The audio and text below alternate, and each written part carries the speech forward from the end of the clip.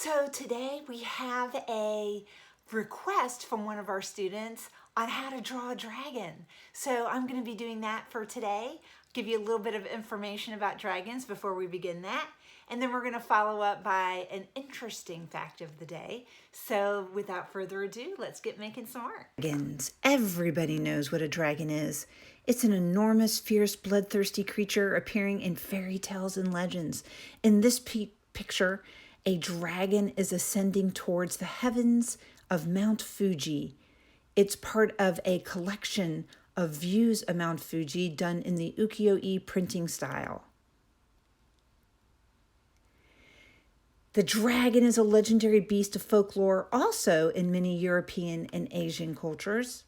They're described as large, lizard-like creatures that breathe fire and have what? Wings, horns, sharp teeth, claws, long tails. If you could imagine it as being part of the dragon lore, it probably is. In Europe, dragons are traditionally portrayed as ferocious beasts that represent the evils fought by human beings. According to some medieval legends, dragons lived in wild, remote regions of the world. The dragons guarded treasures in their dens, and a person who killed one supposedly gained its wealth. Here's a group of adventurers here seeking that treasure.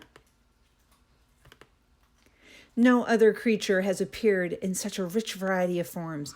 It is as though they were once part of a whole family of different dragon species that existed before they mysteriously became extinct.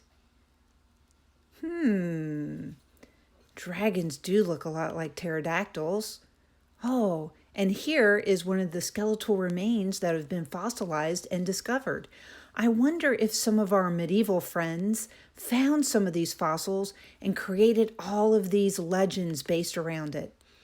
And of course, we do have our own dragons today, including the Komodo dragon.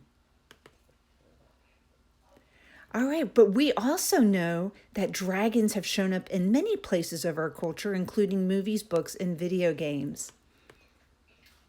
But are all dragons vicious and deadly? No, Mushu is not. Asian dragons are not typically known to be evil creatures. In fact, they're considered to be friendly creatures that ensure good luck and wealth. Spirited Away.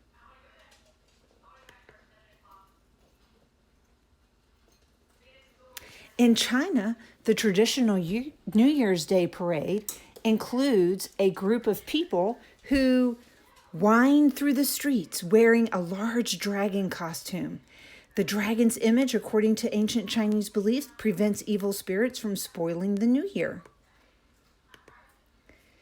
Another traditional Chinese belief is that certain dragons have the power to control rainfall needed for each year's harvest. In some stories and cultures, he is admirable, intelligent, and an educated creature who leads a most interesting life.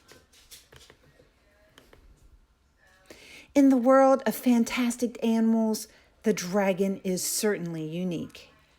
All right, things that you'll need for this project include a pencil, some colored pencils, or something to color it with, whether it be markers, crayons, or if you've got watercolors, you could do that as well. And we're ready to move on to our first step. Our first step is, first off, if you are drawing something that you are not very familiar with doing, or it's something completely new, I recommend looking at a picture or looking at something that someone else has done first, and then allow you to kind of practice with that one, and then you can start creating your own. So this is the picture that a student requested me to draw. Yes, I know it's missing some of the darker points in it, but hey, my printer's running out of black ink, so maybe I'll be able to look at a computer screen and fill those in on here. But for doing the basic drawing, this will be just fine. All right, so first I am going to go ahead and think about the proportion of it. That's how one thing relates to another thing through size and measurement. So If I know that the head is going to be approximately here, I know I'm going to need to have a neck that comes down, and then there's going to be the body. And this would be a good time for me to think, is it going to fit on my page, or do I need to move things up? I think we're okay right now as far as it fitting on the page. And then I know that the back leg is going to be here, so I can go back and definitely modify those shapes. Because remember, with drawing, half of it is going back and revising what you have to make it better. So I might go back and change some of these as I do them. And then I think I'm going to bring up the wings here. I know we're going to have some big kind of flames up here. So I'm just very lightly sketching in some details here. I can use my pencil to kind of line up things on the picture to make sure that they line up on mine. So if the top of the wing here is just barely touching the tops of his ears, then I know that I'm on the right track for how big they're going to be. And I can see here by just putting my pencil here how far the wing is going to be from the tail, which is right there, which is quite a distance here. So I need to probably make that quite a bit longer.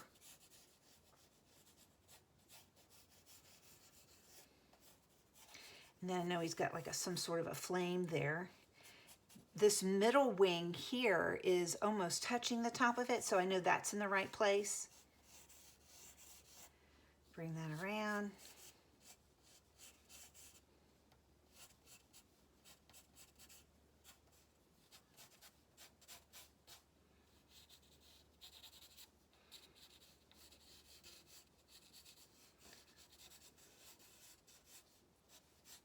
And then I can see here that his chest comes out, bumps where his nose is going to be, so that probably needs to swing out a little bit more, as well as his nose. And then I know there's some horns here and here.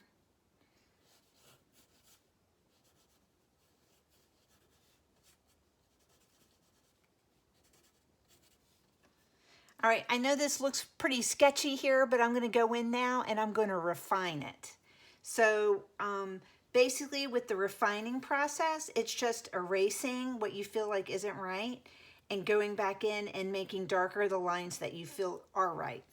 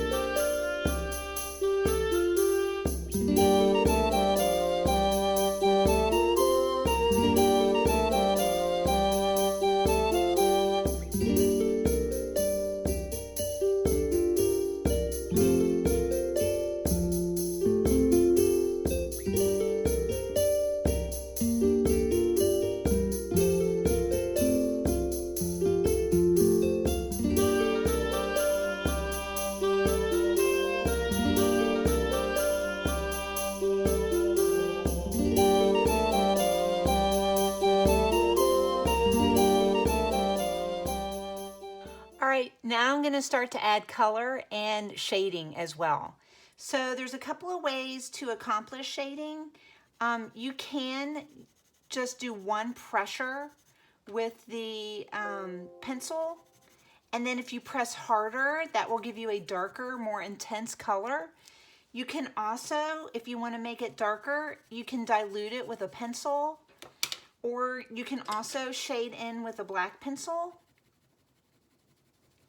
Just be careful when you start blending colors because the color will change quickly, and it's harder to get back to the original color. But colored pencils can be erased. They might leave a little bit of a ghost behind. That's a very light shade, but you can usually go back in there and get most of the color back the way you want it. All right, so I'm gonna start to do some shading now and coloring.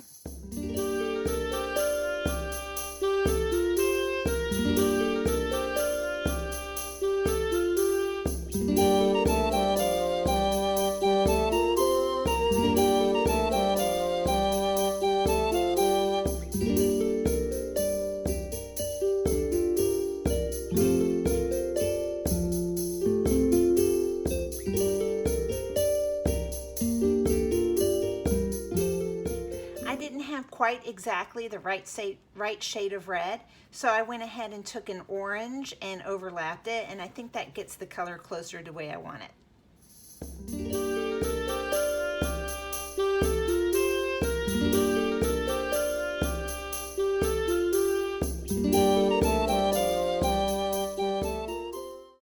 So here I was just using the brown as a shading color as well because it matches the picture more closely for the color.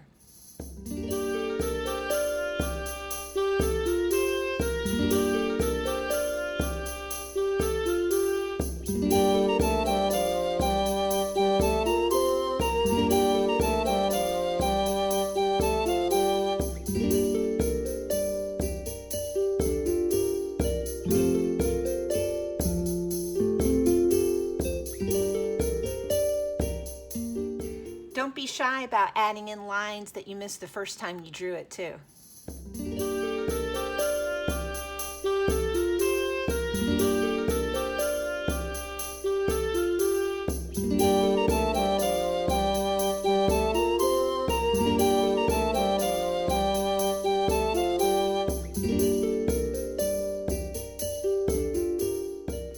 Always go back and erase to get those highlight colors back in if you accidentally color over something.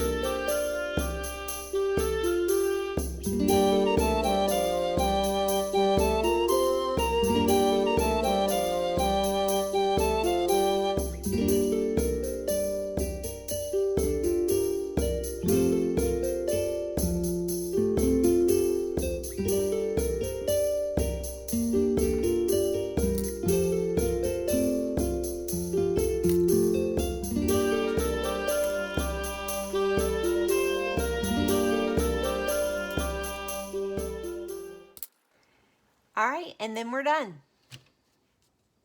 Oh, I hope you enjoyed learning about how to draw dragons. Definitely begin with those basic shapes and lines before you get into the meat of the matter, like muscles and such. I want you to remember to always be kind, be nice to everyone you meet today, love on your family, and keep on making great art. And we have an interesting fact of the day talking about William the Conqueror, about a battle between the Normans. He was a Normandy ruler, and the Saxons. So I hope you enjoyed this last little tidbit. Bye. Your interesting fact of the day deals with the Battle of Hastings in 1066. The great encounter between the Saxons and the Norman invaders got off to a slow start. The Saxons had the high ground and didn't want to sacrifice their advantage by charging. The Normans coaxed them into charging by sending a juggler out. The Saxons were confused by his juggling, and when he concluded by hurling a spear into their line, the Saxons lost it and charged.